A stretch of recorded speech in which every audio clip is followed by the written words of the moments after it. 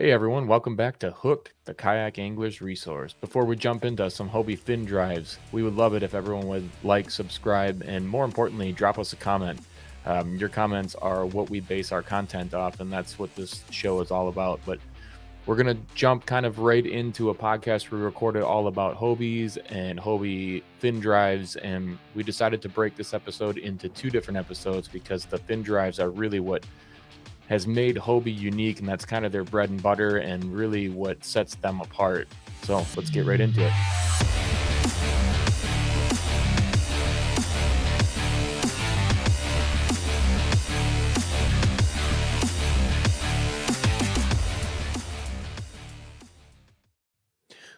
Let's talk about the fins quick then. You Yeah, mentioned that before we keep going into them. That's kind of what Hobie's known for, is their yeah. fin technology. They revolutionized it. They're quite efficient. So you said, GT version and reverse and just the kick up and stuff. Let's if you don't mind, let's dive into that just a little bit. Yeah, for sure. Not and maybe we should have started there, but for sure, the fin technology, it's I don't know how to explain it, how it works, but basically when you're pushing forward and backwards, the fins are going side to side and pushing water.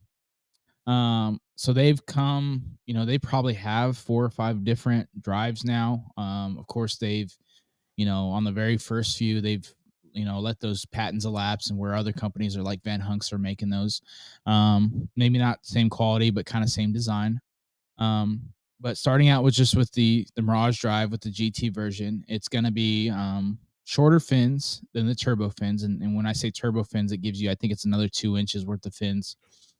It's still going to feature that, but it's not going to have reverse. So I believe they on the Outback is where they start with having reverse. They might have it on the Compass, but I'm not for sure. I'd have to double check that. Um, so when you start off with the GT, it's just very simple. You've got just forward. So if you had to paddle backwards, you'd have to pull out your paddle and move backwards. But it does have the kick up fins. The coolest thing about the kick up fins is when you get into shallow water or you get in a spot where you're not realizing something's under the water. In the past, you would hit one of those fins, you could bend it, and then you'd have to replace the fins. So the kind of the frustrating part was like having that issue whenever you hit something, you had to be really cautious of where you were at. Um, the next step up is the Mirage Drive with the 180, and the 180 refers to the fins being able to flip 180 degrees and then giving you that reverse. JT, you've probably got more experience on this one than I do with that Outback. People like the prop drives because it's instant reverse, but to me, the fin drive doesn't take a super long time to pull that cable and flip those around. No, so I mean, I fish out of a also a Van Hunks pike with the fin drive, and I'm feel like I'm becoming a fin drive purist. I just like how smooth they are, but not having reverse is like I fish a lot of tight water areas, the backwaters of the Mississippi, and I just find myself in little pockets that I need to get out of quick because there's a lot of like trees and debris and stuff, and like especially when you catch stuff in tight areas, you start getting pulled towards layers there, so you like need to react quickly. Um, having jumping from the pike and just having that only straight into the being able to pull that cord and pop it in reverse and just back out of a spot is kind of a game changer. So that's the difference with Hobie is it's as of from what I know, it's the only ones that can do that. That reverse technology has saved me multiple times from getting pulled into some kind of nightmare situations or quickly being able to avoid debris. So, and it is like very fast reacting too. I mean, when you pull that cord and hit reverse, the fins, at least in my experience in the Outback, is it is an instant response and you're jumping backwards right away. Correct. People say, I want the fin drive because I don't have to think about pulling that cord. But once you get used to it, you're going to be like, hey, I need to pull my cord. The nice part is you pull the other side of the cord. It's got a forward and reverse, and then it flips them right back around forward. So It's an kind of easy going back, pull. Yeah, and yeah, it's easy. right there. Like the way their cords are, they actually, and this is kind of a dorky thing, but they are suspended very nicely and they're not Yeah, like flopping all over too, just because space is a big deal in a kayak, like yeah, avoiding clutter. So it's not that bad. I know it's not instant reverse by just pedaling backwards, but Yeah, once you take it out once or twice, it's just becomes part of what you do. It's not a big deal at all. Yeah, and it's also coated. It's not just like a cord, so that's what gives it the stiffness, and that way you're not hanging stuff on there. But they also have the ability that a lot of them have a little bungee that you can actually feed those through under to get them lower if you wanted to get them out of the way and didn't want them, between your legs so much. Mm. So like going back, so you've got the Mirage Drive GT. The upgraded Mirage Drive GT would have the turbo fins, and then you have the Mirage Drive with the 180. The 180 is going to have the turbo fins as well. Now, with the GT, the regular one without the turbo fins, you can upgrade those. You can order turbo fins and install those and put those on there. So if you're set, but typically they're doing the regular GT without the turbo fins on those smaller, lighter kayaks. Still perform great, still amazing. Like the Compass is a prime example. We threw a drive in that Compass that had the turbo fins and took it out on a demo, and that guy was flying. So it's definitely, you know, an upgrade, but is it worth it? Buying the original one and having another drive. Maybe it's worth it to have a second drive. But the other thing too is with all three of those drives, you can switch in with any of those drives too. Any kayak that takes the Mirage drive, you can pop those in there and take them out and swap out. So if you have somebody that does have, maybe you got a buddy that has a turbo and you want to try it out on, if you don't have those, it give you a good option. And then their latest and greatest, like you got pulled up, their 360 drive. Right now, this is the only option on the 360 drive is on the pro anglers. They've got two different models now. They've got just the pro angler 360, and then they have the pro angler 360 XR, and we'll talk about the XR here in just a minute. But the crazy thing about this 360 is you can literally turn those fins in whatever direction you want and pedal those, so you're not limited to forward and reverse. I've been in a spot where being in between two docks and I don't necessarily want to, turn around, or maybe I want to move sideways, I can turn those fins sideways, make a couple pumps, and it'll pull my kayak sideways. Now, it's not going to be perfectly perpendicular because, that fin is towards the front. But you have the ability to turn um, that drive in any direction. The cool thing I've noticed this year is I put an NK 180 on the back of my kayak, and I can actually use that 360 drive as a secondary rudder in a sense, which is kind of wild. So, like, I can leave my NK going straight. I can also use my rudder, but if I want to make a sharper turn, I can turn that drive, whatever direction I want to make an even sharper turn. So, again, the 360 drive is going to have going to have the kick up fins as well. So you still have that option there. That's kind of safety feature. But it's really changed how guys are pedaling these kayaks and how they're maneuvering. So it's really interesting. What's the difference between the when you jump up to the XR then?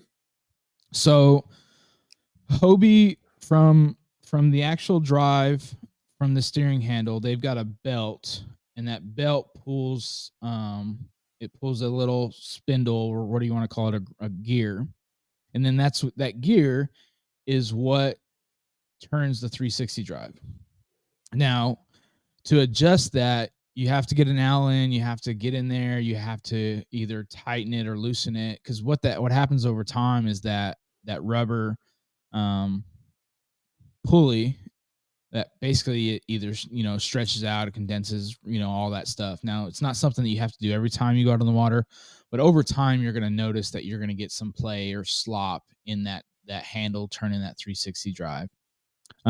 So it is adjustable. Now, the cool thing about the XR is you no longer have to get inside the kayak, get into an awkward spot and try to adjust that, because when you're adjusting it, you loosen the Allen, you turn it just a little bit, you turn the housing tube, and it makes it longer to tighten it up. You tighten that back down the Allen, and then you test it. So you kind of got to go back and forth to keep doing that.